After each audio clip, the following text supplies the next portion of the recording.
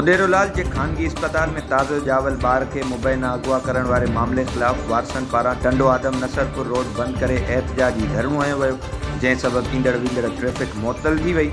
वारसनि पारां डॉक्टराणी ख़िलाफ़ केस दाख़िल करण जो मुतालबो कयो वियो आहे। अगवा थींदड़ ॿार जे पीउ दयालो कोहली, नीलो कोहली ऐं ॿियनि सां डीएसपी उडेरोलाल ऐं एसएचओ समेत टाउन चेयरमैन वारसनि सां ॻाल्हियूं ॿोलियूं करे एहतजाज ख़त्म कराए छॾियो। फ़कीराबाद के गोठ मीर फ़कीर हुजण में मामूली ॻाल्हि तां हुजण बिरादरी की ॿिनि धुरियुनि में झेड़ो थी पियो।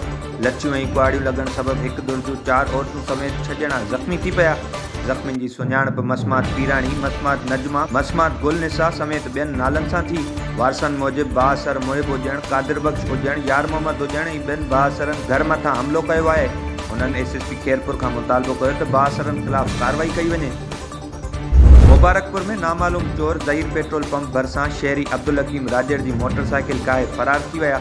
मुतासिर ऐं संदसि वारसनि पारां पुलिस खिलाफ़ एहतजाज कंदे पुलिस इख्तियारनि खां मोटरसाइकिल वापसि करण जो मुतालबो कयो वियो। बहारा में वधंदड़ बदअमनी मंशियात के वाह खिलाफ़ क़ौमी अवामी तहरीक ऐं सिंध तरक्की पसंद पार्टी के अगवाणनि पारां गॾियल प्रेस कॉन्फ्रेंस कई वई। उन मौके ते क़ौम परस्त अगवाणनि चयो त मंशियात में मुलविस माण्हू पुलिस की सरपरस्ती में मंशियात विकिरो करे रहिया आहिनि, जंहिं सबबि नौजवान नस्ल तबाह थी रही है। उन्हनि IG Sindh, DIG Hyderabad, SSP Thatta खां मुतालबो कयो त फौरी बदअमनी ऐं मंशियात जे विकिरे खिलाफ़ क्रैकडाउन शुरू कयो वञे।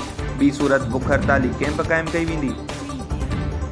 हालाणी के गोठ जाड़ो खान राण के रहवासी मसमात बचल ख़ातून पंहिंजे मुड़ुस अमीन रान ऐं ॿारनि सां गॾिजी ज़रई ज़मीन ते कब्ज़ो कंदड़ बिरादरी के बाअसर ख़िलाफ़ एहतजाजी मुज़ाहिरो कयो वियो। उन मौके ते मसमात बचल ख़ातून चयो त बिरादरी के बाअसर अब्दुल हमीद असांजी 13 वेसा ज़रई ज़मीन ते कब्ज़ो करे वेठो आहे, जॾहिं त वधीक ज़रई ज़मीन ते पिणु कब्ज़ो करणु चाहे थो। बाअसर मुख़्तलिफ़ हरबनि ऐं कूड़नि केसनि ज़रिए हिरासा करे रहियो आहे। उन्हनि पुलिस इख्तियारनि खां मुतालबो कयो त बाअसर ख़िलाफ़ कार्रवाई करे कब्ज़ो ख़त्म करायो वञे।